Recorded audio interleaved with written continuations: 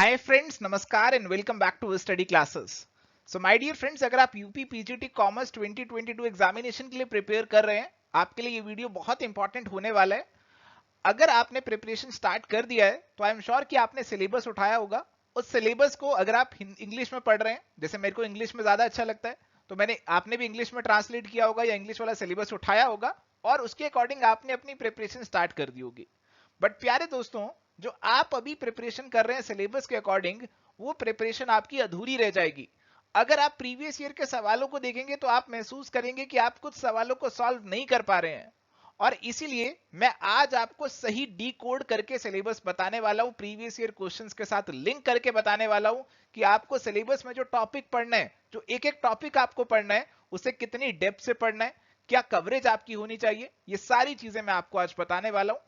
तो आइए फटाफट से इस सेशन को स्टार्ट करते हैं।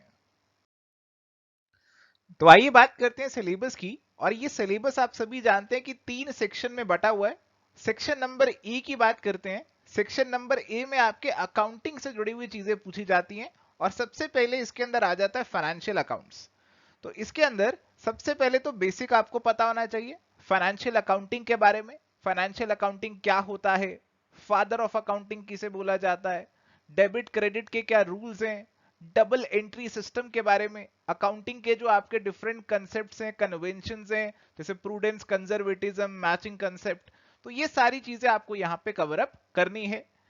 इसके बाद आपसे एडजस्टमेंट एंट्रीज के ऊपर, फाइनल अकाउंट्स के ऊपर भी यहां पे सवाल पूछे जाते हैं कि आपको किसी चीज की एडजस्टमेंट करनी है तो उसकी एडजस्टमेंट आप किस तरीके से करेंगे फाइनल अकाउंट्स बनाते समय।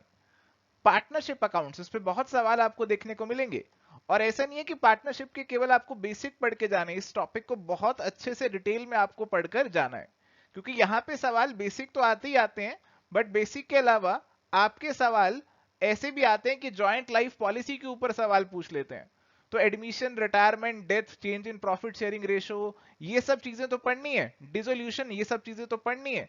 इसके अलावा जो भी इससे जुड़े हुए रिलेटेड कंसेप्ट्स हैं, गुडविल है, वो सारी चीजें आपको पढ़ के जानी है। कंपनी अकाउंट्स की अगर हम बात करें तो यहां पे भी आपको सवाल देखने को मिलेंगे शेयर इशू को लेकर। आपसे सवाल पूछेंगे कि अगर शेयर ज्यादा पे इशू किया तो डिफरेंस आपका सिक्योरिटी प्रीमियम होता है, उसे कहां यूज कर सकते हैं, इस तरीके के सवाल। शेयर को फोरफीट किया तो उसको उसके रिलेटेड न्यूमेरिकल पूछ सकते हैं। अकाउंटिंग ट्रीटमेंट पूछ सकते हैं, क्या होता है, किसे डेबिट करते हैं, किसे क्रेडिट करते हैं। डिबेंचर्स के इशुएंस को लेकर सवाल पूछते हैं और रिडम्पशन को लेकर भी सवाल पूछते हैं कि अगर आपने डिबेंचर्स को रिडीम करना है तो आप किस सोर्स का इस्तेमाल कर सकते हैं, किसका नहीं कर सकते हैं। सिंकिंग फंड का जो आपका टॉपिक है डिबेंचर रिडम्पशन के लिए, उससे भी भर भर के सवाल आते हैं इस एग्जामिनेशन में। तो मैं कहूंगा कि आप जो भी तैयारी कर रहे हैं उस तैयारी को अच्छे से कॉम्प्रिहेंसिव तरीके से करिएगा। नैरो अप्रोच मत रखिए, थोड़ी सी वाइड अप्रोच रखिए, ब्रॉडर अप्रोच रखिए। और जो भी आपके रिलेटेड टॉपिक्स हैं, किसी भी टॉपिक से जुड़े हुए, उनको भी आप एग्जामिनेशन पर्सपेक्टिव से कवर अप करके जाइए। तो फ्रेंड्स, यहां पे आप खुद देख सकते हैं कि लास्ट जो पेपर हुआ था 2021 वाला, उसमें किस तरीके के सवाल पूछे गए थे हमारे इस फाइनेंशियल अकाउंटिंग वाले पार्ट से। तो फर्म की डिसोल्यूशन के ऊपर पूछा गया था, जॉइंट लाइफ पॉलिसी के ऊपर भी सवाल आए थे, सेल ऑन अप्रूवल बेसिस के ऊपर भी सवाल आया था। तो ये टॉपिक कहीं स्पेसिफिकली तो मेंशन्ड नहीं है, बट इसके ऊपर सवाल देखने को मिला था। इसके अलावा एक सवाल आपका इनडायरेक्टली ऑडिटिंग से जुड़ा हुआ था, इंटरनल चेक, इंटरनल ऑडिट, ये सारी चीजें हम पढ़ते हैं ऑडिटिंग के अंदर, तो वहां से जुड़ा हुआ सवाल भी पूछा गया था। देखो, पीजीटी कॉमर्स के सिलेबस में ऑडिटिंग नहीं है, टीजीटी के सिलेबस में ऑडिटिंग है, बट वहां से भी इन्होंने सवाल उठाकर पूछ लिया। इसके अलावा आपको प्रैक्टिकल सवाल भी देखने को मिलते हैं, बहुत सारे प्रैक्टिकल सवाल आते हैं पेपर में। और यहाँ पे देखो, एक सवाल है कि आपको कितनी प्रोविजन क्रिएट करनी है बैड एंड डाउटफुल डेट्स के लिए, ऐसा सवाल है। ऐसे जुड़े हुए और भी सवाल थे पेपर में। तो मैंने केवल कुछ सवाल उठाए आपको दिखाने के लिए कि आपका कवरेज किस लेवल का होना चाहिए अगर आप इस एग्जामिनेशन को पहले ही अटेम्प्ट में या फिर आने वाले अटेम्प्ट में क्रैक करना चाहते हैं। चलिए बात है जी अगले कंपोनेंट पे। तो अकाउंटिंग ही चल रहा है हमारा सेक्शन ए, बट इसके अंदर अगला कंपोनेंट है कॉस्ट अकाउंटिंग। देखने में बहुत छोटा लग रहा है। हमसे पूछा जा रहा है meaning and purpose of cost accounting, elements of costing, methods of cost accounting, unit costing, contract costing. देखने में बहुत छोटा लग रहा है, बट प्यारे दोस्तों एक बहुत कॉम्प्रिहेंसिव कंपोनेंट है आपका। इन्होंने थोड़े से शब्दों में बहुत सारी चीजें लिख दी हैं। एलिमेंट्स ऑफ कॉस्टिंग, इसके अंदर बहुत सी चीजें आ जाती हैं, मटेरियल के बारे में पूरा डिटेल में पढ़ना है, लेबर, ओवरहेड, ये सारी चीजें अच्छे से पढ़नी है। कॉस्ट अकाउंटिंग में केवल यूनिट कॉस्टिंग, कॉन्ट्रैक्ट कॉस्टिंग से काम नहीं चलेगा। आप पेपर उठा के देखेंगे तो प्रोसेस कॉस्टिंग से भी बहुत सवाल आपको देखने को मिलेंगे। तो आपको जो कवरेज है, अगेन यही बोलूंगा, कॉम्प्रिहेंसिव तरीके से करना, अपने आप को नैरो मत रखना, अपनी अप्रोच वाइड रखना, और ऐसी प्रिपरेशन करना कि अगर कोई टॉपिक आपका ऐसा भी पूछ लें जो डायरेक्टली मेंशन्ड नहीं है सिलेबस में, वो भी आपको आता होना चाहिए। और यहां पे आपके लिए सवाल हैं जो कि यहां कॉस्टिंग वाले सेक्शन से पिछली बार पेपर में पूछे गए थे। तो आप देख सकते हैं कि प्रोसेस कॉस्टिंग के ऊपर सवाल पूछा गया, तो सिलेबस में स्पेसिफिकली तो नहीं मेंशन, बट उस पर सवाल आ रहे हैं। और कॉस्टिंग से रिलेटेड जो टर्मिनोलॉजीज हैं उस पर बहुत से सवाल आ रहे हैं, जैसे आपकी प्राइम कॉस्ट है, फैक्ट्री ओवरहेड, ऑफिस कॉस्ट क्या होगी, ऐसा पूछा गया था। कौन से कॉस्टिंग सिस्टम को आप फॉलो करेंगे अगर आपने वेडिंग इन्विटेशन कार्ड प्रिंट कराने, तो अगेन आपको अच्छे से नॉलेज होनी चाहिए, तभी आप इसको आंसर कर पाएंगे। इकोनॉमिक ऑर्डर क्वांटिटी, इसके ऊपर सवाल। ऐसे ही highest in first out, HIFO method के ऊपर सवाल। आप कुछ लोग कहेंगे ये सवाल कहां से आ गए, ये तो सिलेबस में मेंशन नहीं है। देखो, एग्जामिनर ने मेंशन किया सिलेबस में एलिमेंट्स ऑफ कॉस्ट। सबसे इंपॉर्टेंट एलिमेंट कॉस्ट का होता है मटेरियल। आप कुछ भी बना रहे हैं, मैं ये मोबाइल बना रहा हूं, तो मोबाइल बनाने के अंदर मटेरियल लग रहा है, उस मटेरियल से जुड़े हुए जो भी आपकी चीजें हैं, जो भी टॉपिक है, वो आपके लिए एग्जामिनेशन पर्सपेक्टिव से इंपॉर्टेंट है। चाहे वो इन्वेंट्री के सिस्टम है, इन्वेंट्री कंट्रोल की टेक्निक से, इन्वेंट्री मैनेजमेंट की टेक्निक से, तो वो सारी आपको पढ़ के जानी पड़ेंगी। ऐसे ही लेबर और ओवरहेड, इनसे जुड़ी हुई बेसिक बातें भी आपको कवर अप करके जानी होंगी। तो चलिए बातें अगले कंपोनेंट पे। अगला कंपोनेंट है टैक्स अकाउंटिंग। तो टैक्सेशन अपने आप में तो बहुत वाइड टॉपिक है, बट यहां पे देखते हैं सिलेबस में क्या लिखा। इन्होंने लिखा डेफिनेशन ऑफ इंपॉर्टेंट टर्म्स, जैसे agriculture income, tax payer, previous year and assessment year, place of residence and tax liability. तो यहीं पे आके रुक गए। तो basic account, basic income tax में हम जो पहले दो चार टॉपिक पढ़ते हैं ना, ये वहीं पे आके रुक गए। अब क्या एग्जामिनेशन में सवाल भी इन्हीं पे एग्जैक्टली आएगा या फिर सवाल कहीं से भी आ जाएगा, आइए देखते हैं। तो देख सकते हैं आप यहाँ पे जो सवाल पूछे गए, देखो कुछ सवाल तो डायरेक्टली यहीं से थे, ज्यादातर सवाल यहीं से थे जो कि उन्होंने स्पेसिफिकली सिलेबस में लिखा गया। जैसे आपको ये न्यूमेरिकल सवाल था, आपसे पूछा गया कितनी इनकम होगी depending on the residential status, अगर आप एनओआर हैं तो कितनी इनकम आपकी होगी। इसके अलावा एग्रीकल्चर इनकम अगेन सिलेबस में मेंशन था, उसके ऊपर सवाल पूछा गया। अब यहां पे देखिए आपसे सवाल पूछा गया इनकम फ्रॉम हाउस प्रॉपर्टी का बेसिस ऑफ टैक्स क्या होता है। तो अब ये सिलेबस में इनकम फ्रॉम हाउस प्रॉपर्टी तो मेंशन्ड नहीं है, बट उसके ऊपर भी बेसिक सवाल पूछा गया। तो मैं आपसे कहूंगा कि आपको पूरे इनकम टैक्स की बेसिक जानकारी होनी चाहिए। सारा इनकम टैक्स आप डिटेल में चाहे ना पढ़ के जाइए, बट सारे जो हमारे हेड्स ऑफ इनकम है उसके बारे में बेसिक जानकारी आपको जरूर होनी चाहिए, क्योंकि अगेन सवाल थोड़ा सा रिलेटेड भी आ सकता है। और ऐसे ही आपसे पूछा गया कि कौन सा टैक्स रेट, कौन सा सरचार्ज लगेगा, तो ऐसे सवाल पूछा गया depending on the income level. Casual income के अंदर क्या नहीं आता, ऐसा भी सवाल पूछा गया। तो जो सिलेबस है ना, वो केवल आपके लिए गाइडिंग लाइट है, और इसके आसपास के टॉपिक से भी आपको एग्जाम में सवाल देखने को मिलेंगे। सो हमारी प्रिपरेशन ऐसी हो कि वो उन आसपास के टॉपिक्स को भी कवर अप करे। ये एग्जामिनेशन बहुत कॉम्पिटिटिव है, नंबर ऑफ वैकेंसीज यहाँ पे लिमिटेड हैं, और अगर आपको इसमें एक अच्छा स्कोर लाना है, तो इसीलिए मैं आपको कह रहा हूं कि आपको ब्रॉड कवरेज करनी है, कॉम्प्रिहेंसिव कवरेज करनी है।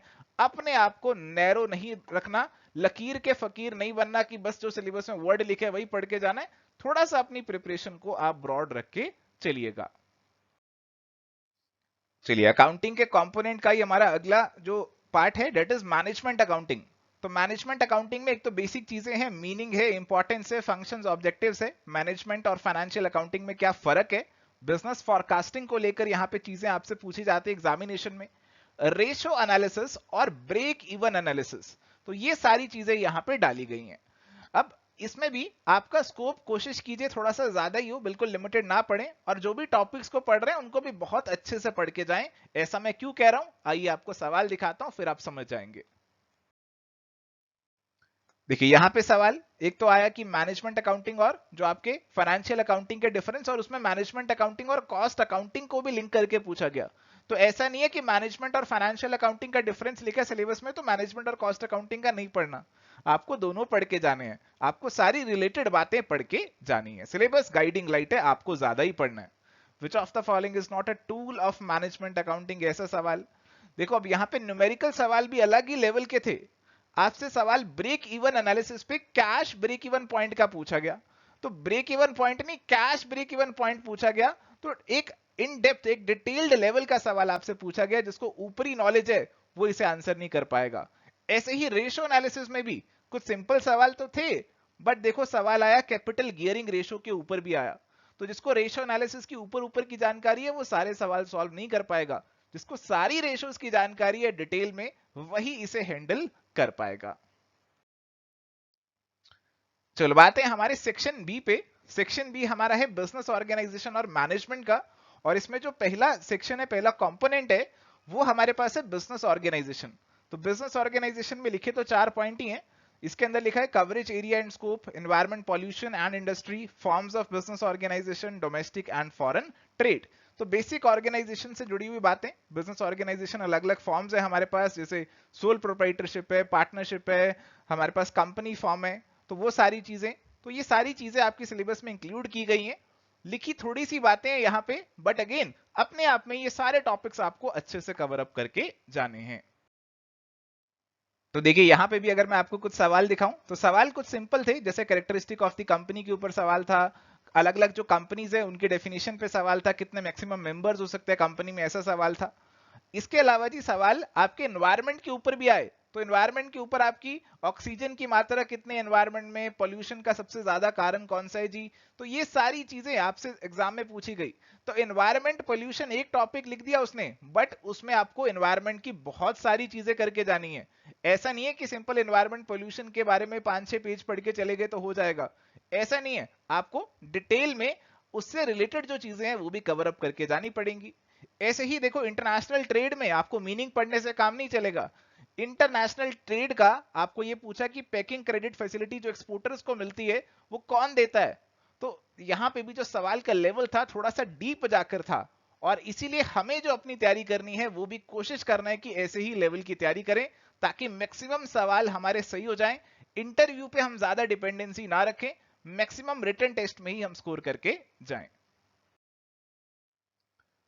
और हमारे पास इसी सेक्शन का जो अगला कंपोनेंट है वो है बिजनेस मैनेजमेंट का। तो इसके अंदर बेसिक मैनेजमेंट से जुड़ी हुई बातें, मैनेजमेंट के नेचर, आपके मैनेजमेंट के functions, different schools of management जो हमारे पास है, डिफरेंट थिंकर्स जो मैनेजमेंट से जुड़े हुए हैं, और खासकर यहाँ पे आपको फोकस करना है एफ.डब्ल्यू. टेलर, हेनरी फ्योल और एल्टन मायो पे। मैनेजमेंट एज अ प्रोफेशन, ये भी एक टॉपिक इंक्लूड किया। मैनेजरियल एक्शन, इसमें लिखा planning, staffing, motivation, coordination and control. अब देखो आपके माइंड में सवाल आएगा कि सर क्या यही पढ़ के जाने, क्या प्लानिंग के बाद ऑर्गेनाइजेशन स्ट्रक्चर नहीं लिखा, क्या वो छोड़ सकते हैं? ऐसा नहीं है। ऐसे ही मोटिवेशन लिखा, लीडरशिप नहीं लिखा, तो क्या लीडरशिप छोड़ सकते हैं? ऐसा भी नहीं है। तो again coverage has to be wide. और यहां पे आप सवाल देखेंगे तो सवाल भी कुछ ऐसे ही आपको दिखेंगे। अब कुछ सवाल डायरेक्ट हैं, ऐसे सवाल बहुत आते हैं इस पेपर में।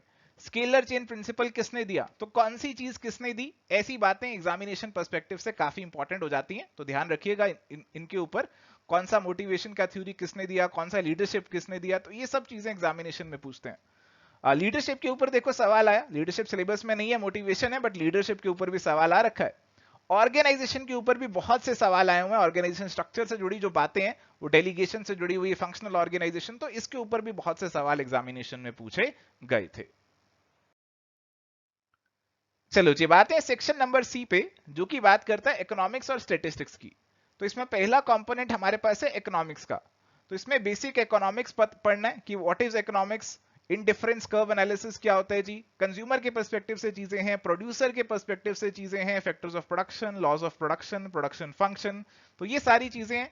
और इसके अलावा आपको कॉस्ट के बारे में भी पढ़ना है जी, जो आपकी एवरेज कॉस्ट, मार्जिनल कॉस्ट, इसके बारे में भी पढ़ना है। और आपके कुछ ऐसे ब्रॉडर टॉपिक्स भी हैं जो कि आपकी इंडियन इकोनॉमी या फिर मैक्रो इकोनॉमी से जुड़े हुए हैं, जैसे नेशनल इनकम का टॉपिक है, पॉपुलेशन थ्योरी का टॉपिक है, बिजनेस साइकिल का, ट्रेड साइकिल का टॉपिक है।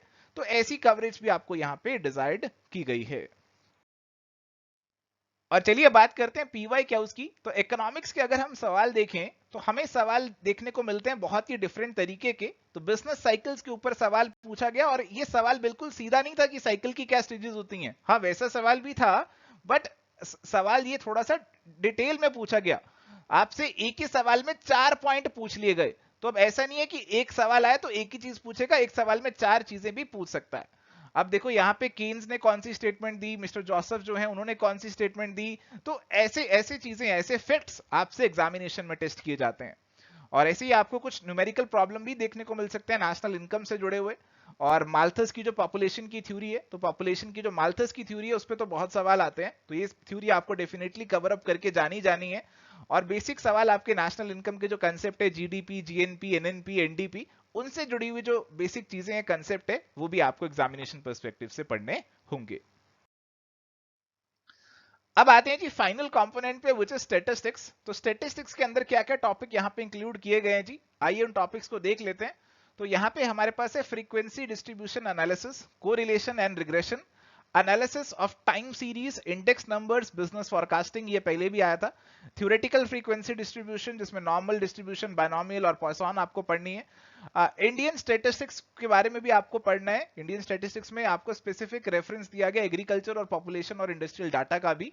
और इंडियन स्टैटिस्टिक्स में क्या कमियां हैं और उसकी क्या सजेशंस हो सकते हैं, ये चीजें भी यहाँ पे इंक्लूड की गई हैं। तो अगेन सिलेबस आपको शुरुआत कहां से कर रहा है, आपकी फ्रीक्वेंसी डिस्ट्रीब्यूशन के बाद डायरेक्ट कोरिलेशन पे चला गया।